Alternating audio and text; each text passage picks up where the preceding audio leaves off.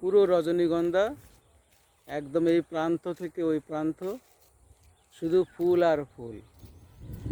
এত ফুল থাকার কারণে হলো ফুলের বাজার খারাপ, কিন্তু যতদূর আমাদের ক্যামেরার নজর যাচ্ছে বা আমাদেরও চোখও যাচ্ছে, টোটালটাই ফুল।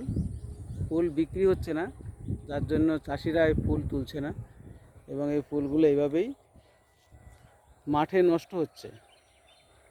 বলতে পারি মাঠে ফুল নষ্টই হচ্ছে, রজনীগন্ধা ফুল এইভাবে নষ্ট হচ্ছে মাঠে। বিঘের পর বিঘে ফুল এইভাবে পড়ে আছে, কারণ এবারে জ্যৈষ্ঠ মাস, মল মাস, সেই কারণে কোনো অনুষ্ঠান সেরকম নেই, আর তার কারণে এইভাবে ফুল নষ্ট হচ্ছে। দেখতে সুন্দর, মন হরণ করা, ফুলের গন্ধ এবং সৌন্দর্য দুটোই আছে, শুধু মূল্য না থাকার কারণে তারা এখন মাঠেই বিরাজিত।